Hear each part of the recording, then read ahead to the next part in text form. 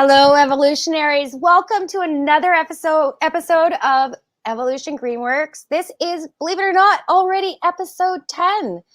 And we have something really special for you for episode 10. We're going to be interviewing Randy Baldwin, who is the director or one of the directors for Manitoba Sustainable Energy Association. So Mansea is what we call it. And you can see them over at www.mansea.org. So I'm going to just welcome Randy. Tell us about Mansea. I mean, a lot of people don't even know we have an association in Manitoba. We're a well-kept secret.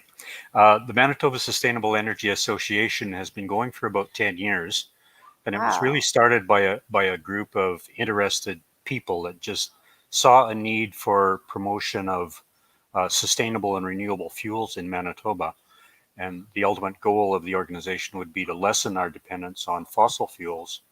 So is that like a biodiesel or is biodiesel? Biodiesel and ethanol were certainly two of the first renewable fuels, and then shortly after that, biomass energy became more of a thing as well. Oh, so like wood burning, right? Wood burning and other waste materials, whether that be from forestry or from agriculture as well.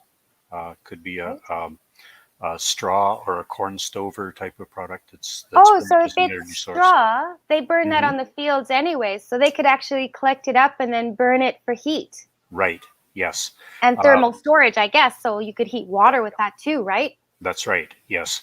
Okay. So you could heat water, you could heat buildings, any number of ways you could apply that. And in some cases, you can even use the heat to generate electricity as well, although that's not commonly the way that biomass is used these days. So when they established Mansea, it was because they saw a need to share this kind of information with Manitoba? That's exactly right.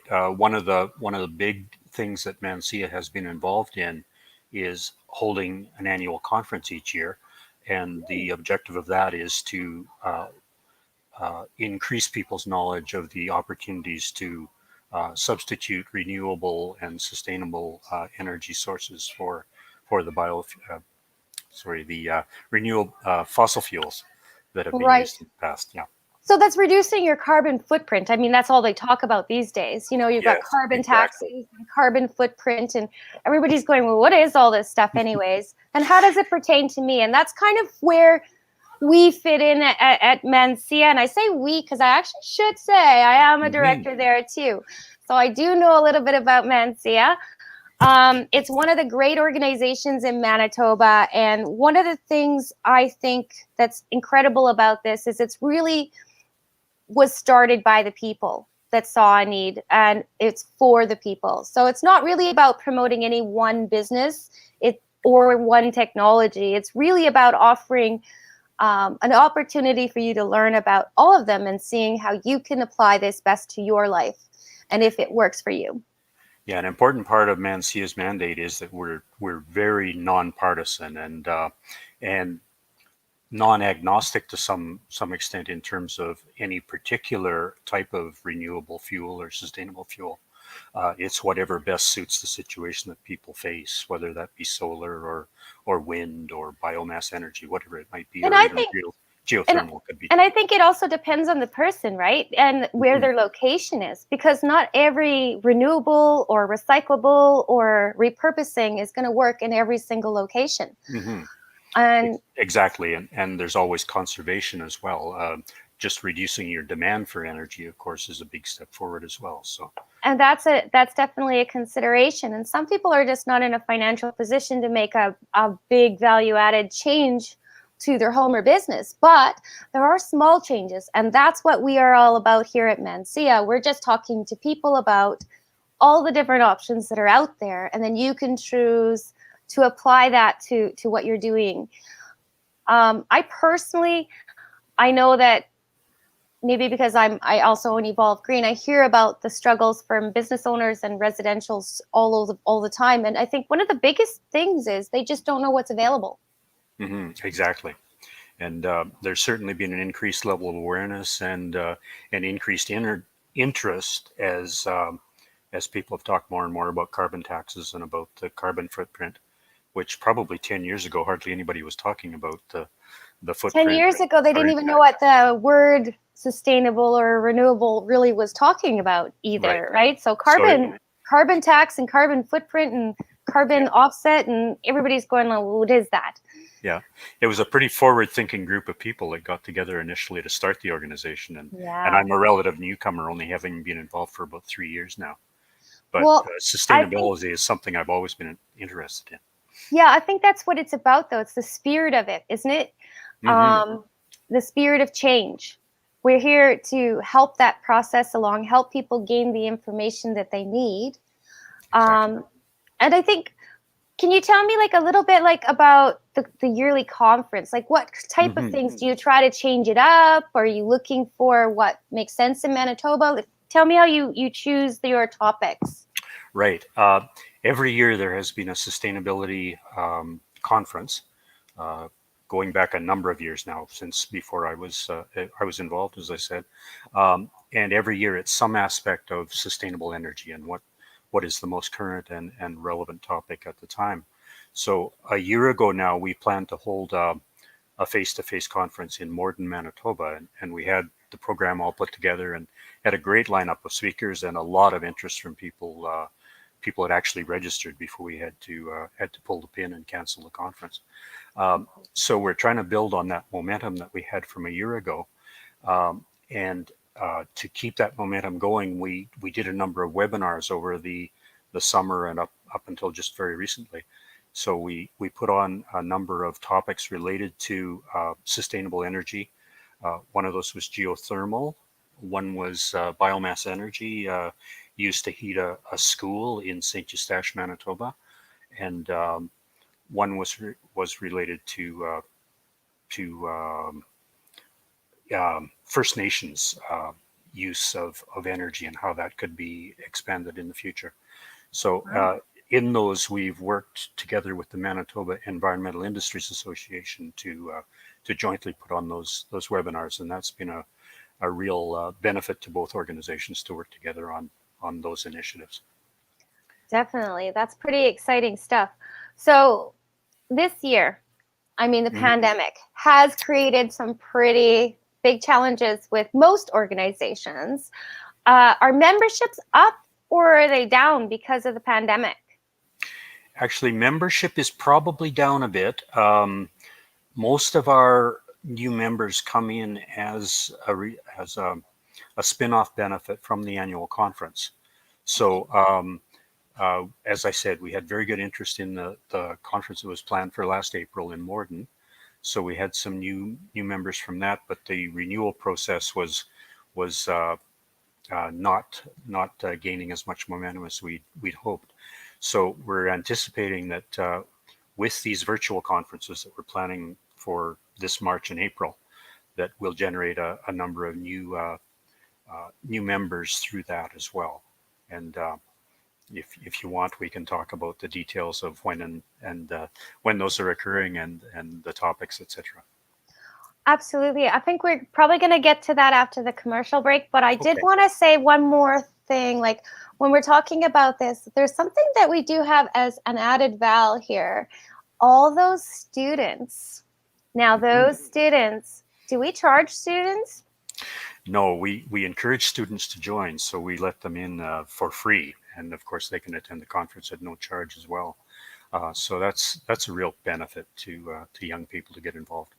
And we also, this year, we do have student speakers, and they're going to be heavily involved in the conference. And one of our students, Kate, actually, she's going to be doing the social media help for us too over at Mansea. So they have quite a few roles that they can partake in if they want to. Membership is free for the students, so they can take part in something about the environment and learning more about the different sustainable and renewable energy options for Manitoba and the different kinds of technologies, but also they can offer in other things. I noticed that we have a really great group of students that are also doing their own projects at university or college, and they're bringing that with them and talking about what they are testing out and learning about, which is kind of interesting to, for the other youth that might want to take a look at that. So Mm. if we have any youth out there that are interested in the conference, it's just about signing up and getting to, more involved in the environmental scene. I think one of the things that we should talk about a little bit here too is we're also into policy. So it's not that we're partisan, we're not. But when it comes to policy and policy makers, we're connected to all of those. And generally speaking, we help shape policy when it comes to renewables in Manitoba and sustainable energy options and ideas. Is that... Yes, as you'll know, Lorena, we've circulated surveys to candidates during the election campaigns in recent years to raise the level of awareness of sustainable energy and to learn what their company, their party's positions are on the various aspects related to sustainable energy. So that's been something that we felt is a valuable contribution to future policy. And I remember that questionnaire. I thought it was really well thought out too. Mm-hmm. It was not, the questions were geared to understand the fundamental of why the answer happens, which I kind of really liked. And then that information got out to the members for them to, evenly balance all of the parties. And I think that's a really big thing because, there's the standardized stuff that goes out. And I can remember running, we get hit up with some pretty amazing, tough questions. But nailing down somebody who's running to say, yeah, this is what we stand for is hard, right? So you got to create the right questions to pull that kind of out. That kind of information, I think, is really good and value added. And I saw the survey and the answers, and I thought that was fantastic. I don't think everybody responded, but it was pretty good response, though. That's right. Yeah, I don't think we got a response from all parties, but it certainly was useful for our members to appreciate the positions that the different parties did have. Yeah, I think it was about 75%, though. It was pretty high. Yeah, it was pretty high, which was good. So, and we're able to garner a good response rate, which is nice. Yes. Which is all great information because, selecting parties as you move forward, some of them are for stuff, some of them are not for stuff. It's good to know where their position is. But when it comes to policies too, there's different things. I know we've definitely, even individually, been consulted by different rebate things coming. They're thinking about changing a policy and they're asking our opinions on different technologies. So we really are the core of those things. That doesn't mean they take all of their answers from us. It just means that we are at the table and we are definitely there looking out for Manitobans and making sure that they have sustainable options. That's right. And we've been involved in advising Efficiency Manitoba, the new organization that was a spin-off from PowerSmart Manitoba, and we provided our input about how we thought they might best establish programs to support the development of sustainable energy. And that's just one example of where we've had a chance to provide input into policymaking. Yeah, absolutely. So we're going to be talking a lot about that conference coming up right after the break. Randy, thank you. Just if you hang on with us, we're going to be right back after we're going to look at Anada for a second here, one of our sponsors.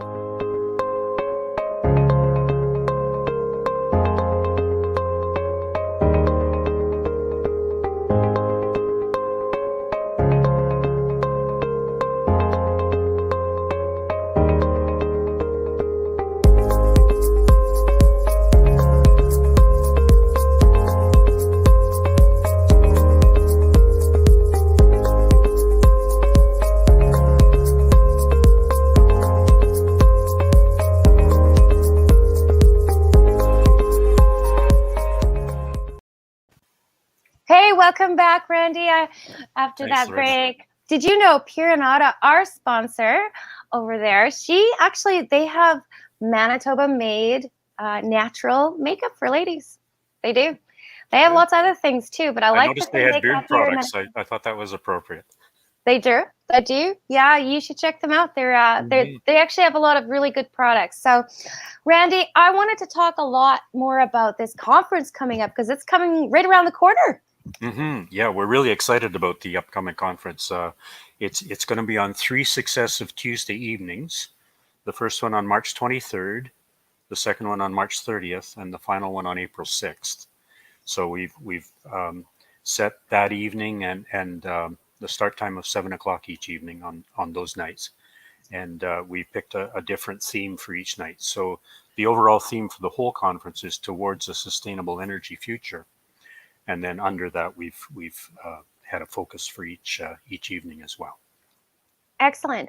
So when we're talking about the conference, so it's going from 7 to 9:30-ish, and that with question and answer period, right? And it's going to be available through Zoom after you sign up? Actually, 7 to 8:30 and possibly as long as 9, but it's an hour and a half to 2 hours. That's Gotcha. the range we're aiming for. Yeah. Okay. So it'll be 2 or 3 presenters each evening with a question and answer after that as well. Oh, and each of so those you'll be able evenings, to ask questions on any of the people presenting. That's nice. That's exactly right. And each of the evenings will have a sponsor, and a sponsor will have a short presentation about themselves and what services and products they offer as well. Oh, excellent. I noticed that you do have a few sponsors already signed up, but there's a few to confirm. And you can see those on Mansea's website. So that's www.mansea.org, and go there. You can sign up for the conference, and you can. Is it individual nights or all in one? One registration fee for all the conferences. And as we mentioned before, we do promote that people join the organization as well. So there's a very good feature in that if you take out an annual membership, and an individual membership for the year is only $25, you get the conferences for free. Or if you choose just to attend the conferences, they're only $15 for all three. So those are the options. That's pretty reasonable. So for an extra $10, you have your conference and you have your membership for the year to find out what's going on all year long. And then you'll know when the next conference is coming and what topics and people are going to be speaking there, right? Well, I think that's exciting. So, and the question and answer periods are really so that if you have questions, just hold it to the end, and then you'll be able to see that you can talk to any one of the presenters and ask them. I think that's important. Like sometimes webinars don't allow enough of that interaction. And to encourage people, if they think of a question during the session, they can type it into the chat feature, and then it's there for us. We'll come back to pose it to the presenter at the end. So if somebody can't make it to the conference, are you guys going to be recording them so that they can be available after? Yes, that's a good point too, Lorena. We'll be recording these, and they'll be available to be watched at a later time if people can't make it that evening. Oh, that's fantastic. And as I mentioned, we've got some students involved on a couple of the nights at least, right? So that's pretty exciting stuff. I really want to hear what these young people are thinking about and what they're involved in, because these are our next generation, and it's really important to get the students involved and keep all of that moving forward. So March 23rd, what is going to be that night? That's the first kickoff to the conference. That's right. And I'm going to look at my notes just to make sure I got it right all here. Good. I have a hint for you. No, together with Manitoba Environmental Industries, as I mentioned, we're working very closely with them, and they're a supporting sponsor for the whole series of conferences. And if you want to learn more about MIA, you can just jump over to, I believe it's mia.ca. Yes, that's right. Yeah. So, and they're really great, especially companies out there. Hint, if you need any training for your staff, you want to join MIA, because MIA actually offers a whole bunch of incentives for training your staff for safety, environmental, a whole bunch of things. It's pretty amazing stuff. So check out mia.ca. So the theme for the first evening on March 23rd is solar energy and storage innovations and energy planning and public perceptions. So That's a mouthful, isn't it? It is. We've got 4 great speakers that will represent Manitoba's current and future leaders in the solar energy sector. This is near and dear to your heart, Lorena, because that's an area Yes. you work in all the time. Um, the first 2 presenters we have are Jacob Kettner and Daniel Lakavetsky. I hope I'm pronouncing that right. Co-founders of PowerTech. He's going to bite you, I think. I talked to Daniel. Very nice man, actually. Both Daniel and Jacob know what they are doing. They are with PowerTech, and they've definitely been doing a great job for Manitoba on the renewable energy scene. These guys are dynamic, and they're going to be our primary presenters that night. And they're going to talk about some of the challenges that need to be overcome to really make solar energy grow in great volumes in Manitoba. The second presenter is going to be yourself, Lorena, and maybe you can just talk about what you're going to present, because you can probably describe it better than I can. So I'm going to be talking a little bit about upcoming rebates and current rebates through Efficiency Manitoba to bring everybody kind of up to speed with what you can do with renewables. It's not just solar in a lot of cases. Also, I'm going to be talking a little bit about why we design the way we design, working with Manitoba Hydro so that you can get your best return for investment. Good. And the third presenter that evening is going to be Kate Robb, and she is one of the speakers that we've talked about previously. She's a graduate of the University of Winnipeg in a bachelor's program, and she's now pursuing a master's degree, and very dynamic. Very dynamic young lady. Yes. Yeah. So she's pursuing a master's, and she's in the second year of that master's program. She's going to talk about the energy planning and the public perceptions of solar energy and other renewable energy sources. And as you said, Lorena, she's helping us out with the social media promotion as well. Yeah, so she's very dynamic. I think she's going to do really well with this. It's always so important to help raise our students to the next level. I mean, yes, she's already a young adult, but it'd be great to see what Kate does in her future. She's very talented. Mm-hmm. Yeah, definitely is. And then, of course, we'll wind up with the question and answer session at the end of this, when people will get to ask the presenters whatever questions they've had over the evening. And so that'll wind up our session on the 23rd with the 4 different presenters, as I mentioned, 2 from PowerTech, Lorena, and Kate. So that's going to round out our program to do with solar. And then if you want, Lorena, we can just roll right into March 30th or... Absolutely. So what do we have on top for March 30th? March 30th is the focus is bioenergy technologies, and primarily biomass bioenergy. Okay.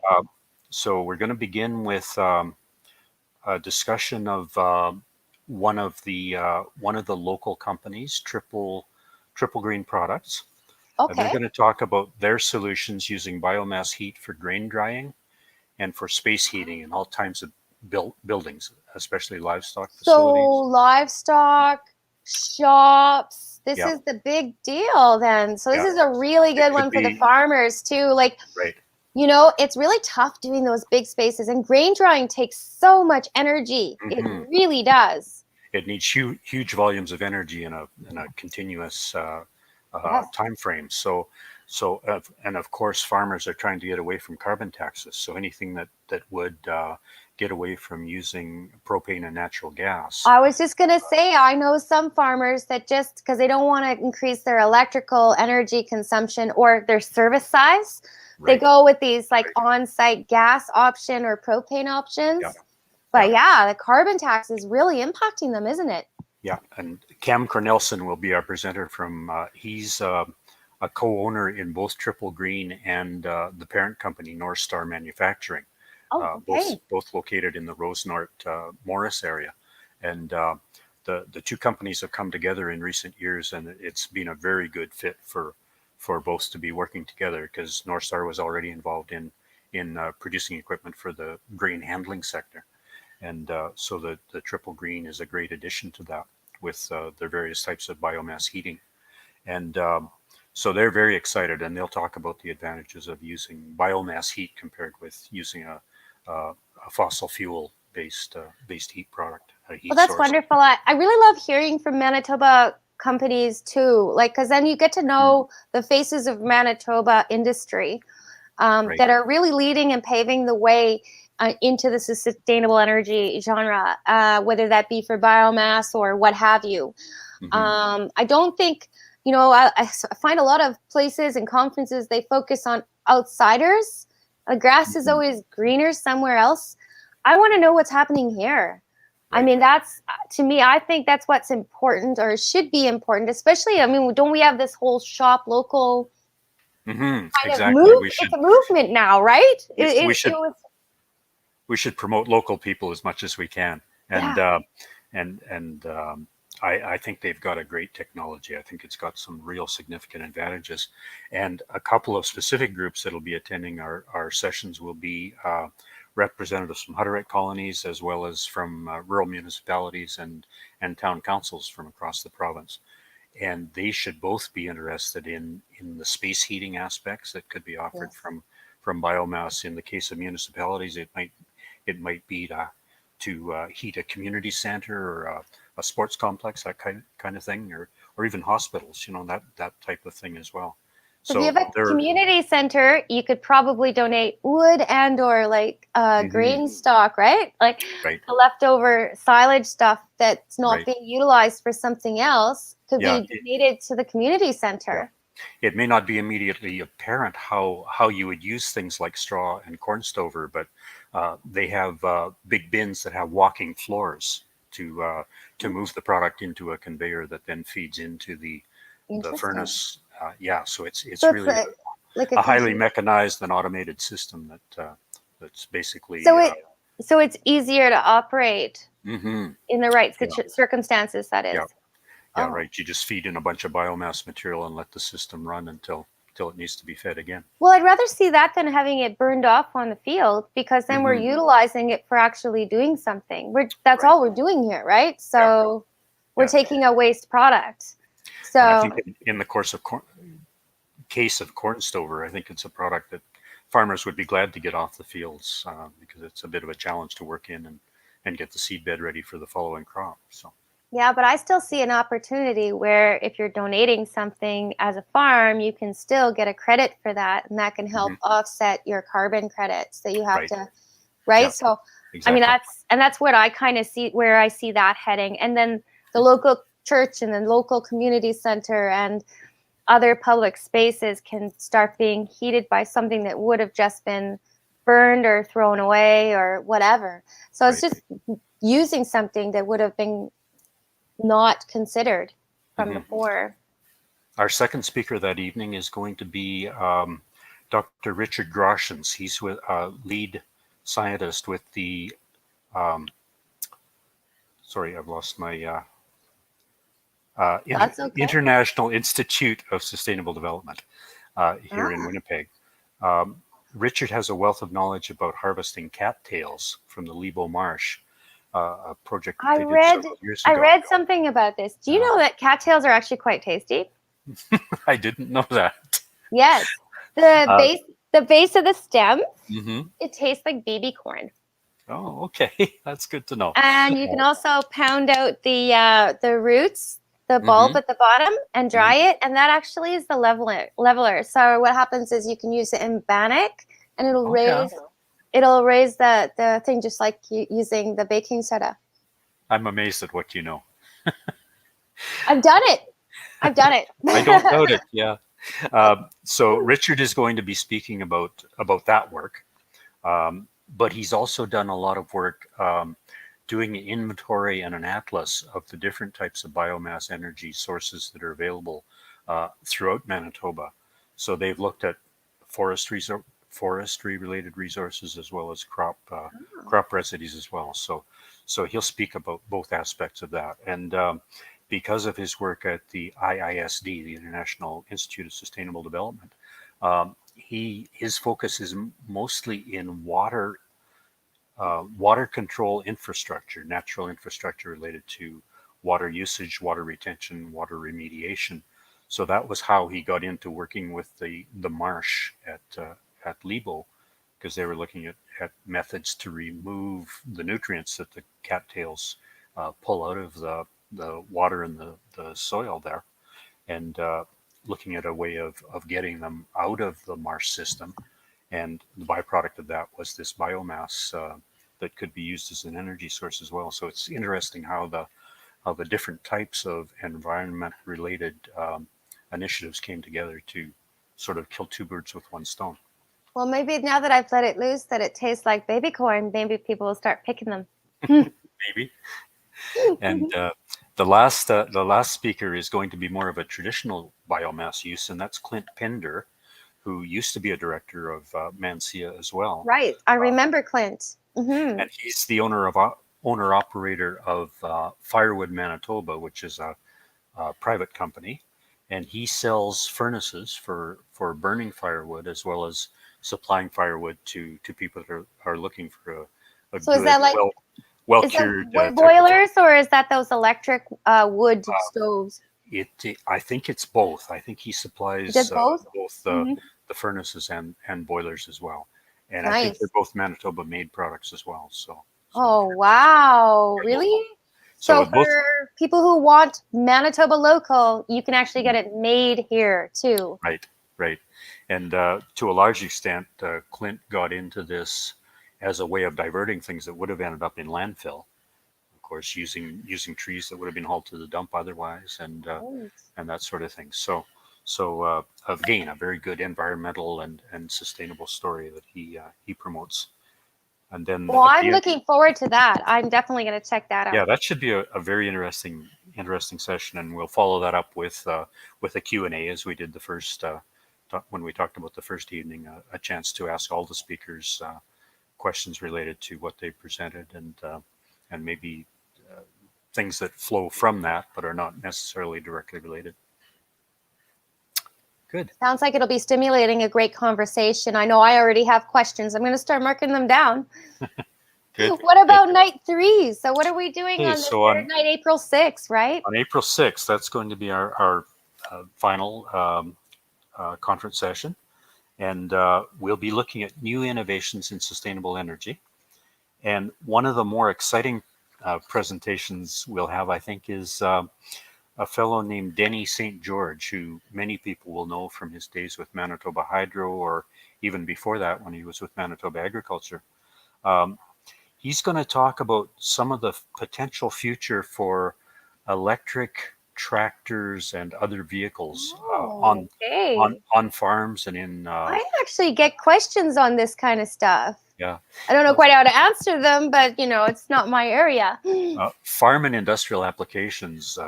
Everybody knows that cars and other types of things are going to go electric over the next few years, battery-powered electric, and there is potential for tractors and other, both small and large tractors, to be converted to electricity as well. But one of the key problems that people see is how do you the downtime that you would have if you run your batteries down on your tractor. If it takes a long time to recharge them, then you've got a tractor that's out of service for a period of time. So what Denny has looked at, and he's seen this at Agritechnica, the major international farm equipment show in Germany each year, they've developed a technology that would use biomass feedstock to convert or to power a genset, so an electric generator. So you're creating electricity now, not just heat from this stuff. Using biomass to create electricity. And the idea being that it could produce huge quantities of electricity in a rapid time that could recharge a set of batteries in a tractor in like 10 minutes, if you could believe it, that they could put that much charge in that quick a time. That's interesting.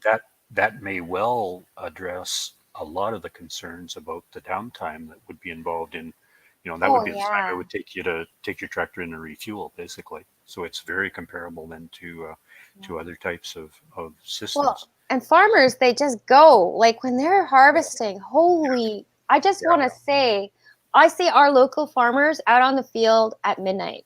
I'm telling you. Yeah, and the last thing they want to be is not able to run because, of any delay, but certainly to recharge or to refill with fuel is a significant factor. So this may put things that seemed out of reach, I think, in a lot of farmers' minds, that how would you ever go with a battery-powered electric tractor if it takes 6 or 8 hours to recharge it? If you had a system of being able to recharge, and especially for a farm that's at the end of the electrical grid and doesn't have a very good high volume power I delivery. am really glad you mentioned that, because I know sometimes we put solar on those types of farms just so as they can have a grain dryer. I mean, to expand their farm would be hundreds of thousands of dollars in some cases, because they're at the very end of a line. Those farms are, let's face it, all over Manitoba. That's you right. know? Yeah. And So, if you've got a location where it's an expensive proposition to put a hydro line in, absolutely. then other sources of power become very economically feasible. Yeah, exactly. And whether it's propane or stored gas or whatever you're doing, but if it would be nice to take this waste product and actually create the energy you need, the heat you need. That sounds like, I mean, it's always, they talk about real estate being location, location, location. I think sustainable and renewable is all about location as well. I think in this case, it's pretty pivotal. And I think this is pretty amazing stuff. I know I just did a show about 3 weeks ago about carbon capture and reutilizing the carbon. So I can imagine a world where we're using this waste product, we're burning it, we're creating heat, we're creating electricity, and then we're putting it through this carbon capture, emitting only 2% to the environment, and then taking all of that carbon powder back off and reselling it to industry. Yeah. It's utilized everywhere.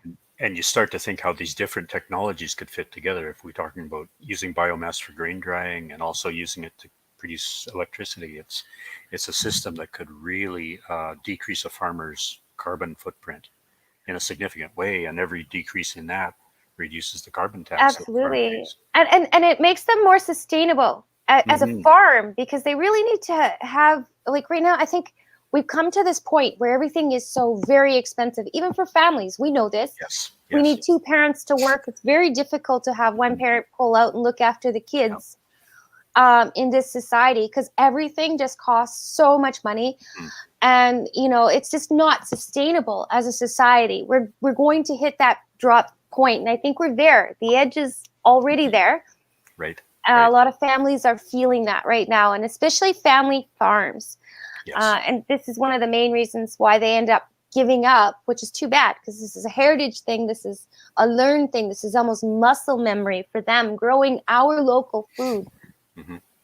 And we don't want to see their farms sold. We don't want to see them sold. Why? Because what happens? They get subdivided. But I didn't want to forget the other speakers that are on our final night as well. And that's, as I mentioned earlier, we're working very much with MEA, the Manitoba Environmental Industries Association. And on the third evening, April 6th, we're going to ask Jack Winram, the executive director of MEA, to speak about some of the initiatives that they're undertaking right now. And one of their major ones is a survey to determine the training needs and the job opportunities related to renewable and sustainable energy in Manitoba in the coming years, because they are very much involved in training initiatives and the sector council for these types of fields related to environment and natural resources. So Jack is going to talk about that and about the collaborative work that we've been doing together with MEA over the past year or so, and how we expect to maintain and expand that in the future. So as I said, Jack will be talking about that, and to be a chance to ask him questions as well as asking Denny questions about anything pertaining to. Be a great opportunity for employers out there to learn about the opportunities at MEA. And I've been involved in MEA for quite a few years as well. And one of the things about that organization is they have a very clear mandates generally speaking, when it comes to the training and safety. Mm-hmm. And they offer some really good discounts for, like, you can get some of that stuff really cheap so that you can get all of your staff in for like first aid and safety and all different stuff. Mm-hmm. Not just that, but it's pretty incredible actually what they do offer. So that would be mia.ca, and check out Jack on April 6th. And then what's happening after that? After that, we're holding our own annual general meeting. So it'll be a chance to update our members on what we've been doing for the last year and what we plan to do in the future. So it's not going to be very long at all, probably 15, 20 minutes. And we give a quick update and give our members a chance to ask any questions about what's happening in the future. And we do hope to have another student speaker that night, although we haven't defined who that will be yet. So that will hopefully be part of our final evening as well. So that winds up what we're covering in our 3 sessions, Lorena, and certainly look forward to covering any additional details of what we've been up to and where we're heading. Well, I wanted to thank you so much for coming on the show today, Randy. It was amazing. I'm sorry that Wayne Ludman couldn't make it last Yeah, that's minute. very unfortunate. Wayne is our acting chair, so it would have been really good if he'd been able to join us as well. Absolutely. So we're going to just leave one of our sponsors, Evolve Green, and that will be everything. We'll see you next Wednesday at 8 p.m. So long for now, evolutionaries.